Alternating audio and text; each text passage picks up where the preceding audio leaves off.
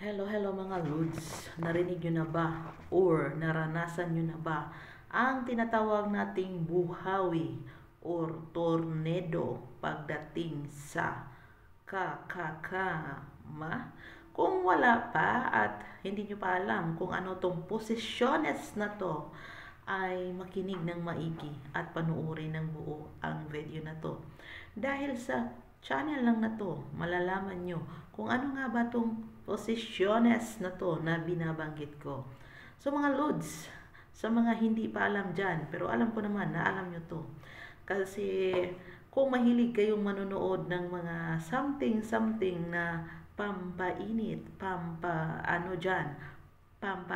pampakapi, pampalagsik sa mata, pampang energy, ay alam ko na nakita nyo na to, no? So, kung gusto nyo pala ng mga ganun na mga ganun na mga video, no? I-message nyo lang ako dahil meron akong mga link na kung saan may makikita kayo ng mga ganyan, no?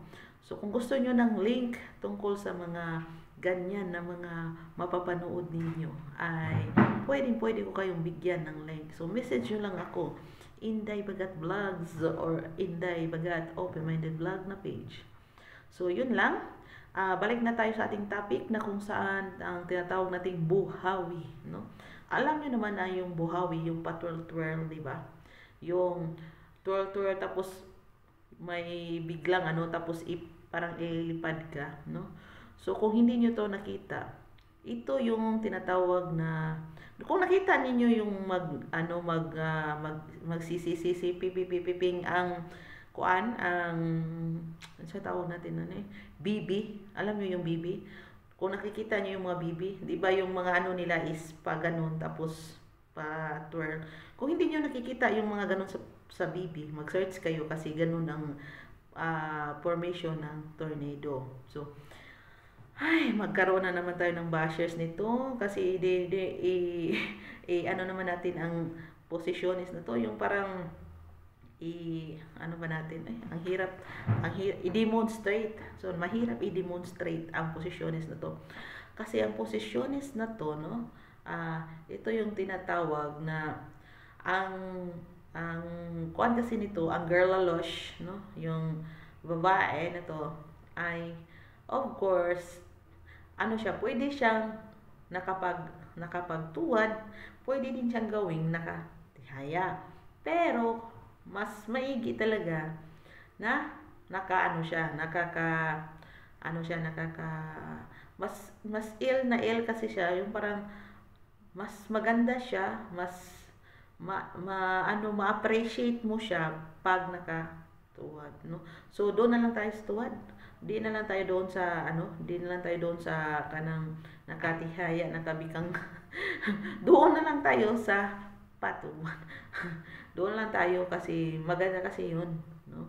So yung babae talaga noon, as in yung parang talaga, yung parang 1/4 na lang ang nakaganon sa iyo, tapos yung katawan ng babae na talaga doon sa grabe na yung kung ikaw tong girl nakaganon na ka na tudo mo yung ganon. Ito na yung wet packs mo, tas ito yung ulo mo kung sa babae, no? Tapos dyan ka dyan ka ifafatong tong ni Dodong. Tapos pag na yan ni Dodong is twirl, paikot-ikutin yan ni Dodong muna. Iyan po kasi yung buhawi, yung iikot-ikot muna ni Dodong yung dyan, no? At pagkatapos ng ikot-ikot ay doon niya na yung parang grabe na yung grabe na yung magtawa. Sorry kasi natatawa talaga ako mag-demonstrate kasi yung utak ko ba grabe pag nafe-feel ko na ba to? Na naman tayo ni Lolo YouTube nito. So, yun na nga. Tapos, doon na nga yung ganun. Tapos, to the max yun doon ha. Huwag mong kahit nasasaktan na yung babae na yan. Hayaan mo siyang masaktan kasi ginusto niya yun. Doon na. Tapos, ah, pag naano na yan, no? Yung parang ano na siya ba? Basta more siya ng ikot. More siya, si Dudong ang pumapaikot-ikot. More kasi siya, si Dudong kasi ang palaging umiikot doon. Kailangan palagi siyang ikot-ikot-ikot, no? Kasi doon mapi-feel talaga yung grabe na to, parang tapos ang gagawin mo naman babae, pag umiikot-ikot yung si Dudong, ikaw naman babae ay mag-control. I-control mo din yung ano mo, yung bulaklak, yung siomay mo, yung ano mo doon, i-control mo para mafe-feel mo yung ano talaga, yung parang ganon-ganon siya. So, control mo yun, ganon-ganon, tapos si Dodong ay paikot-ikot, no? Mga 5 times ka ikot Dodong bago ka magdok-dok-dok-dok doon, no? 5 times ikot, dok-dok-dok-dok, 5 times ikot, dok-dok-dok-dok. So, yan po yung tinatawag nating tornado o buhawi. So, grabe ang dating niyan. Kung hindi nyo pa na-try, kailangan nyo matry. Kasi, grabe, to the max. No? To the max talaga. Marami ako nabasa, marami ako napanood. So, iba talaga yung ano niya. So, kung hindi nyo pa nagawa, gawin nyo na sa mga legit, sa mga legal lang dyan. Pero kayo, kung hindi kayo legal, lalong-lalo na ano kayo dyan, mga, ano sa ba yun?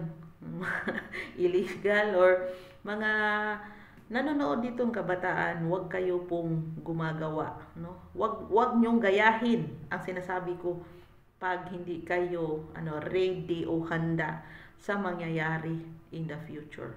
Kung wala pa kayong pera na pampakain sa mga anak ninyo, huwag na huwag nyong gagawin. Para lang to sa mag-asawa o magjowa o magkarelasyon na alam nila ang status ng relationship nila. Bye for now.